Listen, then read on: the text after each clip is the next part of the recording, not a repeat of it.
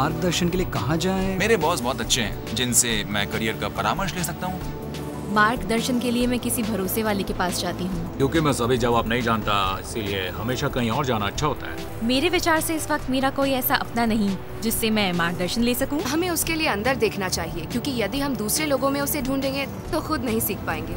मैं अपने दोस्तों से सलाह लेता हूँ। यदि वो ऐसा कुछ हो जो मैं सचमुच करना चाहती हूँ, तब चाहे उनके पक्ष से अधिक विपक्ष में बात हो, मैं फिर भी करूँगी। कोई जो मुझसे ज्यादा जानता हो। लड़कियों की बात हो तो पिताजी से। शायद अपने पिताजी के पास, लेकिन मैं हमेशा उनकी हर बात को नहीं सुनता हूँ। मैं हमेशा अपने दोस्तों के पास जाती हूँ मार्गदर्शन के लिए या किसी भी चीज के लिए, पर वो होशियार होना चाहिए और मुझे आंकना नहीं चाहिए। आज हमारे सामने चकाचौंध करने वाले विकल्प हैं। एक आम अमेरिकी सुपरमार्केट में चुनाव के लिए 48,750 चीजें होती हैं। उनमें से चुनने के लिए हम सभी को मार्गदर्शन की आवश्यकता होती है, क्योंकि हम सभी को निर्णय लेना होता है। हम अपने जीवनों में क्या करें, अपने काम, अपने जीवन साथी, अपना घर, अपने पैसे और साथ ही प्रतिदिन करने वाले निर्णयों में। माना सचमुच अच्छी बात है, परंतु वो निर्णय को आसान नहीं बनाता। तो क्या वो महत्वपूर्ण है? क्या हमारे जीवन का सचमुच कोई उद्देश्य है या सब संयोगिक है?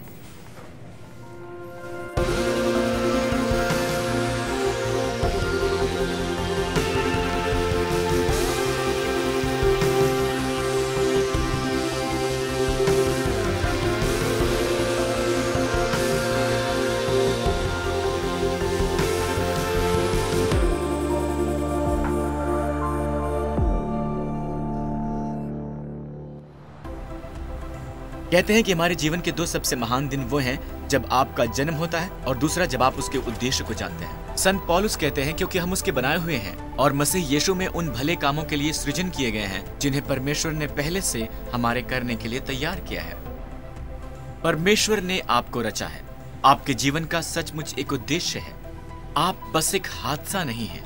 परमेश्वर की आपके लिए विशेष खास नियति है। आपका जीवन प्रभावशाली हो सकता है। कई बार लोगों को ये विचार परेशान करता है कि वे शायद किसी कारण गड़बड़ कर देंगे और परमेश्वर के उद्देश्य से वंचित रह जाएंगे, पर ऐसा नहीं है।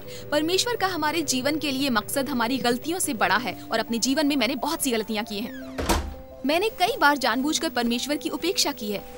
जब मैंने सोचा कि मैं मनमानी करूंगी क्योंकि मैंने सोचा कि मैं बेहतर जानती थी और मैं सोचती कि मैं इतनी समर्थ थी कि सब स्वयं संभाल सकती थी। आखिरकार उसके कारण मुझे सचमुच बहुत ठेस पहुंची। मेरा बहुत लंबे समय से एक संबंध था जिसका सचमुच बहुत दुखद अंत हुआ। आज सोचने पर मुझे समझ आता है कि वो संबंध मेरे लिए सही नहीं था, परंतु मैंने परमेश्वर की उपेक्षा करने का चुनाव किया। मुझे दिशा ज्ञान नहीं था, परंतु परमेश्वर पर दोबारा ध्यान लगाने पर मैंने जाना कि उन्हें मुझसे प्रेम है, चाहे मैं जैसी भी थी, जो भी थी, और मैंने दोबारा प्रेम का अनुभव किया और ये बात अच्छे से जान गई कि उन्होंने मुझे त्यागा नहीं था। नेल्सन मंडेला ने कहा है कि मुझे मेरी सफलताओं से मत आंको, मुझे इससे आंको कि मैं कितनी बार गिरा हूँ और फिर ऊपर उठा हूँ। मेरे अपने माता पिता के साथ संबंध हमेशा बुरे थे और मेरी कभी अपने पिता के साथ नहीं बनती थी। वे मेरे ज्यादातर जीवन में मौजूद नहीं थे। असल में वे या तो नशे में धुत होते या उनका किसी से प्रेम संबंध होता जो बहुत बुरा था। उसके बाद जब मैं मसीही बना, मेरा अपने पिता के साथ संबंध की इच्छा हुई। मैं उन्हें दोबारा अपने जीवन में चाहता था। मुझे उन्हें ढूंढना पड़ा, जो मैंने किया, और वे मैक्लसफील्ड में अकेले सेवानिवृत्त वाले फ्लैट में रहते थे। पता है, मैंने सोचा था कि वो मेरी ही तरह से बदल गए होंगे। वे नहीं बदले थे। वे अधिक चिड़चिड़े, अधिक बूढ़े और अधिक पी रहे थे। वे बहुत अशिष्ट, घटिया और व्यंग्यात्मक थे। वे बिल्कुल वैसे थे जैसा मुझे याद था, और मैंने उन्हें अपने घर आने का न्योता दिया, लंदन में हमारे घर पर। और जब वे ट्रेन से उतरे, मैं उन्हें ह्यूस्टन स्टेशन लेने गया था। मैं हर बार उन्हें प्लेटफॉर्म पर मिलता। वो जब भी आते, मैं उन्हें लेने जाता। वे चीख रहे होते, चिल्ला रहे, शिकायतें करते, चिल्ला रहे और थोड़ा नशे में होते। और एक चीज जिसके बारे में हमेशा शिकायत करते, वो था पैसा। एक बार जब वो रहने आए तो वो बीमार हो गए और उन्हें स्थानीय अस्पताल जाना पड़ा। आखिरकार उन्हें एक सप्ताह रहना पड़ा वहां पर। वो एक बुरा सपना था। मैं चाहता था कि वे घर लौट जाएं जैसे ही वो ठीक हो जाएं। सो हम उन्हें ह्यूस्टन स्टेशन लेने गए। मैंने उन्हें ट्रेन में चढ़ाया और उन्हें बैठाया, और डिब्बे के बीच में ही मुझ पर अपने पिता के लिए प्रेम की भावना हावी हो गई, और वो सचमुच अजीब था। और मैंने डिब्बे में लगभग रोना आरंभ कर दिया। मैंने उन्हें देखा तो मुझे उनके लिए बहुत दुख अनुभव हुआ। कि हमारा कभी संबंध नहीं था। मुझे कभी अपने पिता के साथ भोजन करना याद नहीं था। मुझे वो सब बातें याद आईं और मेरे दिल में ये विचार आया कि मैं उनकी मैनचेस्टर की टिकट को पहले दर्जे में करवाऊं। और मैंने मैनचेस्टर के लिए एक बहुत महंगी सिंगल पहले दर्जे की टिकट खरीदी। मैं उन्हें पहले दर्जे के कंपार्टमेंट तक ले गया और उन्हें वहां बैठाया। वो आराम से बैठ गए तो मैंने उनके सिर को बड़े प्यार से चूमा। जब हम प्लेटफॉर्म पर खड़े थे, अमेंडा ने मुझसे पूछा, आप यहाँ क्या कर रहे हैं? मैंने कहा, सच कहूं तो नहीं जानता। मैं अपने पिता को सचमुच प्रसन्न देखना चाहता था। जब मैंने डिब्बे की खिड़की में से उन्हें देखा तो उन्होंने अपनी टोपी उतार दी थी। वो हमेशा टोपी पहनते थे। उन्होंने उसे उतार दिया और मेज पर रख दिया। धीरे से उन्होंने रिक्लाइन का बटन दबाया और वो चमड़े की सीट पर आराम से बैठ गए। उसके बाद उन्होंने चुटकी बजाई तो एक वेटर उनके लिए कप चाय और कुछ बिस्किट ले आया। उसके बाद उन्होंने अपना अखबार निकाला और उसे पढ़ने लगे। और जब वे ऐसा कर रहे थे, उन्होंने मुड़कर खिड़की के बाहर मुझे देखा और उनके चेहरे पर इतनी गहरी मुस्कान थी जैसी मैंने पहले कभी नहीं देखी थी। वो ऐसा था मानो सारे जन्मदिन और क्रिसमस एक साथ आ गए थे और वे बहुत प्रसन्न थे। और वो अंतिम बार था जब मैंने अपने पिता को देखा था। 3 सप्ताह बाद वे उस सेवानिवृत्त वाले फ्लैट में एक बड़े दिल के दौरे से अकेले में मर गए। मैं अब सोचता हूं, क्या वो मैं था जिससे ये विचार आया था कि मुझे उन्हें टिकट लाकर देनी चाहिए, या वो परमेश्वर मेरा मार्गदर्शन कर रहे थे? मेरी अपने पिता के साथ सच्ची शांति है। उन सब वर्षों की बहस, लड़ाई, शराबखोरी, व्यभिचार इत्यादि बुरी बातों के बाद, सारी बातों के बाद, मेरे पास अपने पिता की केवल एक छवि है। उनके चेहरे की वो छवि जिसमें वे ट्रेन के डिब्बे में से देख रहे थे जब वो जा रही थी। मुझे निर्देश के अनुसार कहीं पहुंचना नहीं आता। मैं हमेशा गुम हो जाता हूँ। मैंने देखा है कि नक्शा इस्तेमाल करना बहुत सहायक होता है। तो जब भी मैं गलत राह पर जाता हूँ, वो मुझे सही राह बताता है। और वो अत्यंत धैर्यवान है। वो मेरे लिए भिन्न भिन्न रास्ते ढूंढता रहता है। हम निसंदेह उसे बंद कर सकते हैं, उसकी उपेक्षा कर सकते हैं, पर अगर उसके अनुसार चलें तो निसंदेह हमारी यात्रा सुखद हो सकती है। परमेश्वर के साथ भी यही होता है। ये समानता निसंदेह सीमित है क्योंकि हम किसी उपकरण से नहीं निपट रहे होते हैं, बल्कि ऐसे व्यक्ति से जो हमें प्रेम करता है। ये परमेश्वर के साथ एक संबंध है और उनका आपके लिए एक उद्देश्य है और उनमें अपार धीरज है। मैं उस बारे में तुम्हें निर्देश दूंगा और सिखाऊंगा जहां तुम्हें जाना चाहिए, और तुम्हें परामर्श दूंगा और देखभाल करूंगा। परमेश्वर व्यावहारिक रूप से कैसे हमारा मार्गदर्शन करते हैं? देखिए, ये एक संबंध है और वे हमारे साथ बात करते हैं, परंतु हम उनकी आवाज कैसे सुने? मैंने देखा है कि व्यावहारिक रूप में 5 तरीके हैं जिसके द्वारा परमेश्वर हमसे बात करते हैं। 5 तरीके। कई बार वो बस उनमें से एक ही तरीका होता है। कई बार इन 5 तरीकों में से एक से ज्यादा तरीके भी हो सकते हैं। और पहला तरीका है निर्देश वाला वचन। भजन लेखक कहता है, तेरा वचन मेरे कदमों के लिए रोशनी और मेरे राह के लिए संदर्शिका है। बाइबल है परमेश्वर का बोलना। जब से मैं मसीही बना हूं, मैंने देखा कि वो मुख्य तरीका जिसके द्वारा परमेश्वर मेरा मार्गदर्शन करते हैं वो है उनका वचन। जैसे जैसे हम इसे पढ़ते हैं, हमें वो उनके प्रेम के बारे में बोलते हुए सुनाई पड़ते हैं कि कैसे हम उनके बच्चे हैं और वो हमसे प्रेम करते हैं। हम देखते हैं कि उनका हम सभी के लिए उद्देश्य ये है कि हम सब अपने लिए उनके प्रेम को जानें और उसके बदले में उन्हें प्रेम करें। हम ऐसे ही अपने जीवनों का अर्थ और उद्देश्य जानते हैं परमेश्वर के साथ एक प्रेम संबंध में। उसके अलावा हमें दूसरे लोगों से प्रेम करने का बुलावा है, अपने मित्रों से, अपने परिवारजनों से, पड़ोसियों से, अपने शत्रुओं से। हम कई भिन्न तरीकों से प्रेम कर सकते हैं। दया के छोटे छोटे कार्य। बहुत से लोग जीवन में संघर्ष कर रहे हैं और दया के छोटे छोटे कार्यों का कोई मूल्य नहीं होता, परंतु वे बहुत प्रभाव डाल सकते हैं किसी व्यक्ति के दिन या फिर उसके जीवन पर, और इसलिए वो बहुत जरूरी हैं। उसके अलावा हम इस किताब में देखते हैं कि परमेश्वर का हमारे जीवनों के लिए उद्देश्य ये है कि हम यीशु की तरह बने, उनकी तरह। जैसे कि ये कि हम नैतिक मनुष्य बने। कुछ चीजें ऐसी हैं जिनके बारे में आपको प्रार्थना करने की आवश्यकता नहीं होती। ये प्रार्थना करने की जरूरत नहीं कि इस साल आपको टैक्स भरना है या नहीं। प्रभु, मैं इस साल टैक्स भरूं या ना भरूं? इसमें साफ साफ लिखा है हमें अपना टैक्स भरना है। एक व्यक्ति के बारे में मैंने सुना जो नया नया मसीही बना था। उसने कर अधिकारी को पत्र लिखा कि जनाब, मैं मसीही बना हूं, मुझे रातों में नींद नहीं आती, तो ये हैं वो 100 पाउंड जो मुझे आपको देने हैं। PS, मुझे अभी भी नींद नहीं आती, मैं बाकी के पैसे भेज दूंगा। तो हम इस किताब से जानते हैं, निर्देश वाले वचन से हम जानते हैं कि परमेश्वर चाहते हैं कि आप जीवन में अच्छे अच्छे काम करें। अच्छे कामों से आपका उद्धार नहीं होता, बल्कि इसलिए होता है कि आप अच्छे काम करें। और उनकी आपके लिए एक अनोखी योजना है, एक उद्देश्य है। उनके पास आपके उद्धार के लिए भी एक बहुत ही अलग योजना है।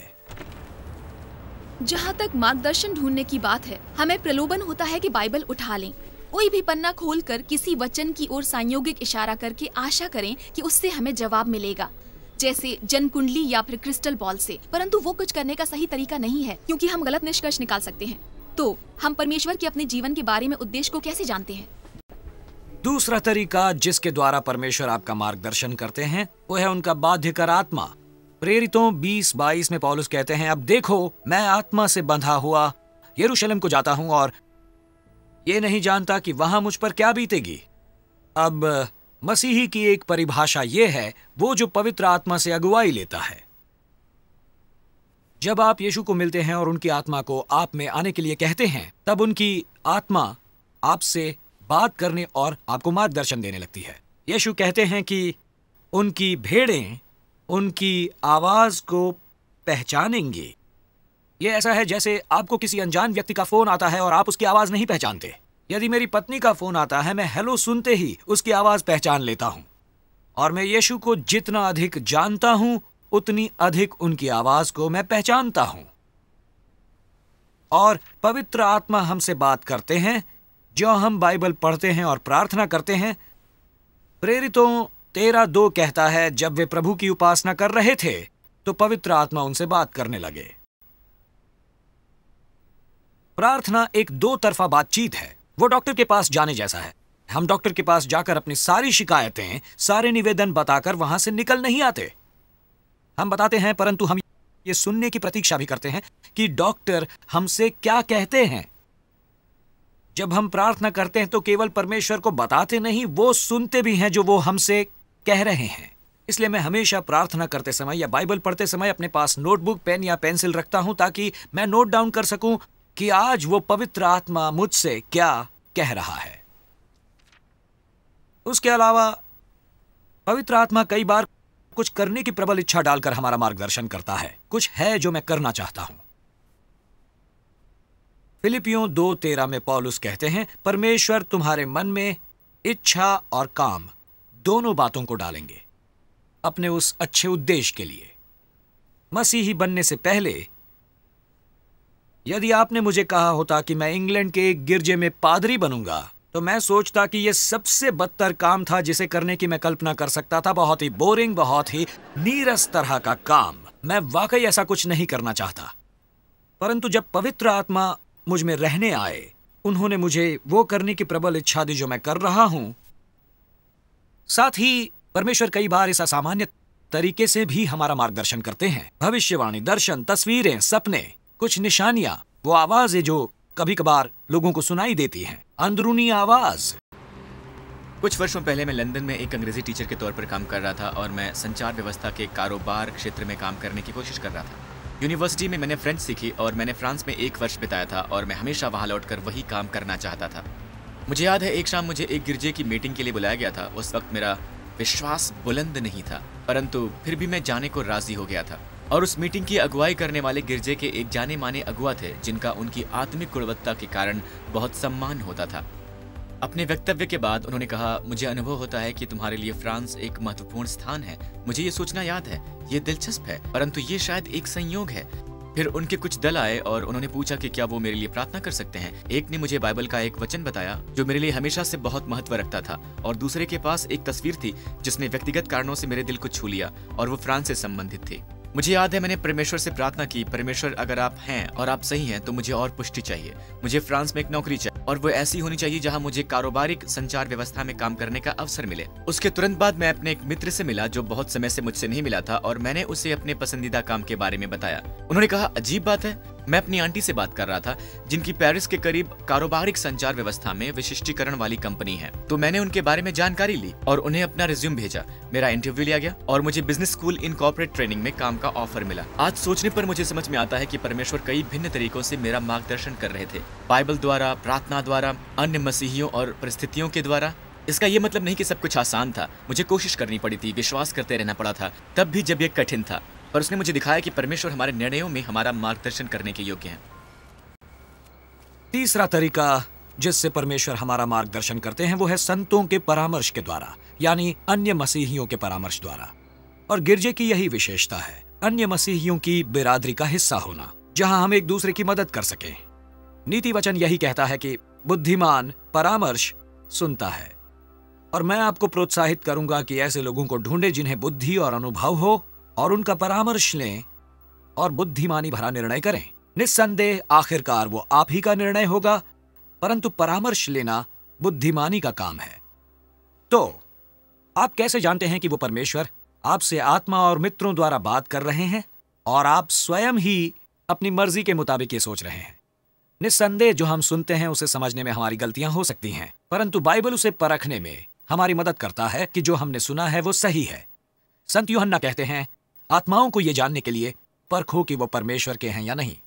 तो पहले, क्या वो उसके अनुकूल है जो बाइबल हमें कहती है? दूसरा, क्या वो शक्ति, प्रोत्साहन और दिलासा देता है? क्या वो प्रेम को बढ़ावा देता है? यदि वो ऐसा नहीं है तो वो परमेश्वर की ओर से नहीं है। तीसरा, क्या आप उस निर्णय के बारे में परमेश्वर की शांति अनुभव करते हैं? पौलुस लिखते हैं, मसीह की शांति को अपने दिल पर राज करने दो। इसलिए यदि आपको वो शांति का अनुभव ना हो तो शायद वो सही नहीं है। चौथा तरीका जिसके द्वारा परमेश्वर मार्गदर्शन करते हैं वो है आपकी सूझबूझ। देखिए, मसीही बनने पर आप तर्क शक्ति और विवेक गंवा नहीं देते, आप ही रहते हैं। परमेश्वर ने इसलिए मार्गदर्शन का वादा नहीं किया ताकि हम सोचने के कष्ट से बच जाएं। बाइबल बताती है कि वो परमेश्वर की सामान्य इच्छा है, परंतु बाइबल हमें ये नहीं बताती कि हमें किससे विवाह करना चाहिए। हमें अपनी सूझबूझ इस्तेमाल करनी और अपने से पूछना चाहिए कि क्या हम एक दूसरे के अनुकूल हैं। करियर के निर्णयों में भी यही करें। कई बार विश्वासी बनने के बाद लोग मुझसे पूछते हैं, क्या मुझे अपनी नौकरी छोड़ देनी चाहिए? संत पौलुस कहते हैं, हमें से प्रत्येक को जीवन में वो स्थान बनाए रखना चाहिए जो प्रभु ने हमें दिया है और जिसके लिए परमेश्वर ने हमें बुलाया है। हम सबको उस स्थिति में रहना चाहिए जहां परमेश्वर ने हमको बुलाया है। परमेश्वर ने आपको एक उद्देश्य से उस काम के लिए बुलाया है। तो सामान्य नियम ये है कि वहीं रहो जहां तुम हो, जब तक परमेश्वर किसी और काम के लिए ना बुलाएं। और परमेश्वर आपको जिसके लिए भी बुलाते हैं वो आपके स्वभाव, व्यक्तिगत शिक्षा और हुनर के अनुकूल होता है। आप खुद से पूछ सकते हैं कि मुझे क्या करना पसंद है, मेरी क्या योग्यताएं और रुचि है और मैं किस में माहिर हूँ। और अंतिम तरीका जिससे परमेश्वर हमारा मार्गदर्शन करते हैं वो है परिस्थितिगत संकेत। कई बार हम सचमुच कठिन निर्णयों का सामना करते हैं और हम शायद परमेश्वर से कहते हैं, मैं नहीं जानता किस दिशा में जाऊं, मैं नहीं जानता कि ये सही संबंध है या नहीं, पता नहीं ये नौकरी सही है या नहीं, या मैं ये भी नहीं जानता कि ये सही निर्णय है या नहीं। नीति वचन 16:9 कहता है, मनुष्य मन में अपने मार्ग पर विचार करता है, पर यहोवा ही उसके पैरों को स्थिर करता है। और भजन 37:5 कहता है, अपने मार्ग की चिंता यहोवा पर छोड़ और उस पर भरोसा रख, वही पूरा करेगा। क्योंकि परमेश्वर द्वार बंद कर सकते हैं और खोल भी सकते हैं, इसीलिए हमें निर्णय उनको समर्पित करके उसके बाद नतीजे के लिए उन पर विश्वास करना चाहिए। इसीलिए हमें परिस्थितियों का ध्यान देना चाहिए, परंतु उन पर बहुत अधिक जोर नहीं देना चाहिए। हमें कोशिशें करते रहना चाहिए। बुनियादी तौर पर परमेश्वर हमारे साथ चलते हैं और वो हमारी साधारण चीजें लेकर उन्हें किसी सुंदर चीज में बदल देते हैं। और वो सिर्फ इतना ही नहीं करते हैं, बल्कि वो हमें बने रहने के लिए कहते हैं और हमारे साथ काम करते हैं। 19वीं सदी के मध्य में अंग्रेजी कुलीन वर्ग के लॉर्ड रैडस्टॉक नॉर्वे के एक होटल में ठहरे हुए थे। एक शाम उन्होंने किसी को नीचे हॉल में बुरी तरह से पियानो बजाते हुए सुना। उन्होंने देखा कि वो एक छोटी सी लड़की थी जो बहुत बुरा बजा रही थी। वो सामान्यतया धैर्यवान मनुष्य थे, परंतु निरंतर आ रहे उस शोर ने उन्हें परेशान कर दिया था। फिर उन्होंने देखा कि एक पुरुष आकर उसकी बगल में बैठ गया। उस लड़की का प्रयास रोकने की बजाय उस आदमी ने बजाना आरंभ किया और उसके सुर में सुर मिलने लगे। हर प्रयास के साथ उनका बजाना उनकी लय के अनुकूल होने लगा। अचानक पूरा होटल एक दिलकश आवाज से भर गया।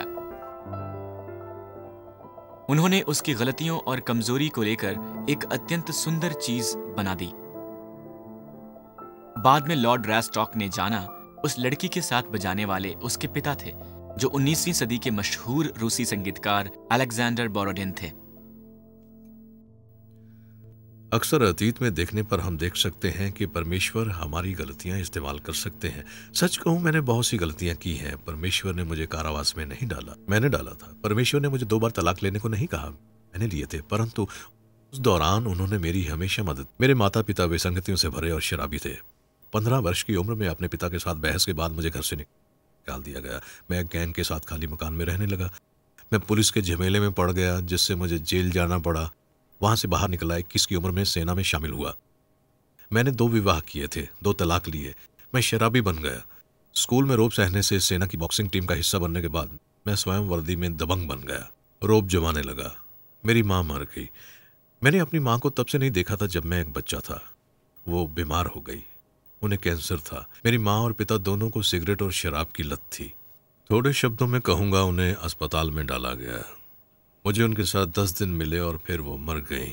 उन्हें एक बहुत बड़ा घूमड़ जैसा था और वो मेरी बाहों में सो गई। और वो मेरे लिए सचमुच उत्प्रेरक था, चीज़ों के बारे में सोचना आरंभ करने के लिए। उसने मुझे एक नई दिशा दी। उसके कुछ समय बाद मेरे एक मित्र ने कहा, तुम्हारे पास बहुत से सवाल हैं, तुम्हें शायद उल्फा कोर्स करना चाहिए। पता है, सेना के 16 वर्षों तक मैं जहाज़ों में कूदा हूँ। मैंने राइफल का कोर्स किया है, मैंने मिलिट्री में हर चीज़ पर कोर्स किया है। मैं परमेश्वर पर कोर्स करूँगा। मुझे वहाँ बैठना, उनकी बातचीत सुनना, ये सोचना याद है। कमाल है, मैंने पहले कभी ऐसी बातें नहीं सुनी। वो सब मेरे लिए पूर्णतया नया था। और मैंने प्रार्थना की, और मेरी प्रार्थना थी, यदि आप वहाँ ऊपर हैं और ये सब बातें सच हैं और आप मुझे एक बेहतर मनुष्य बना सकते हैं, मेरा चरित्र बेहतर बना सकते हैं, आशा करता हूँ कि आप मुझे एक वफादार पति बनाए, एक अच्छा पिता बनाए, ऐसा व्यक्ति बनाए जो लोगों को अच्छा लगे। तब तो आप ऐसा जरूर करें। उसके बाद परिस्थितियां बदलने लगीं। मेरे दिमाग में सचमुच अजीब चीजें घूमने लगी। मैंने सोचा, मैं अपनी प्रेमिका के साथ 8 वर्षों से रह रहा हूं, हमें शायद विवाह कर लेना चाहिए। हमने उसके बारे में बात की और हमने विवाह कर लिया। मैंने प्रार्थना की कि मेरा पुत्र मेरे जीवन में आए, जिसे मैंने तब छोड़ा था जब वो 3 वर्ष का था। अब वो 36 का है और हमारे साथ रहता है। इसके अलावा मेरी 16 वर्ष की बेटी है, जो शानदार है।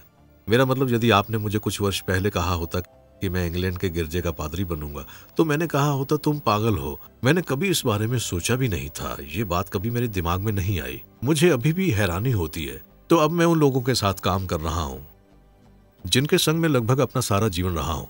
बहुत से लोगों को समझ सकता हूँ। मैं बेघरों के साथ काम करता हूँ और उनके जिन्हें मानसिक समस्याएं हों, जो कारावास में हों, जो कारावास से निकल रहे हों, एक केयरिंग फॉर एक्स ऑफेंडर्स नामक सहायतार्थ संस्था के द्वारा। और मुझे MBE का अवार्ड मिला भूतपूर्व मुजरिमों के साथ काम करने के लिए, जो मेरे लिए रोमांचक था।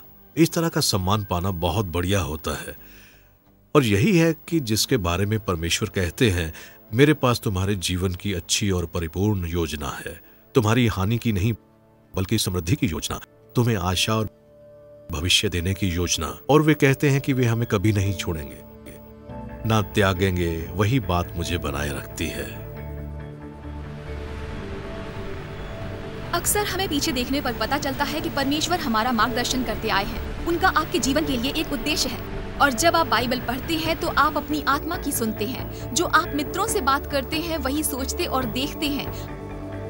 और आप कुछ प्रभावशाली करेंगे। आपका उससे कहीं अधिक प्रभाव होगा जितना कि आप समझते हैं। और एक दिन परमेश्वर आपसे कहेंगे, बहुत अच्छे, तुम अपनी मंजिल तक पहुंच गए।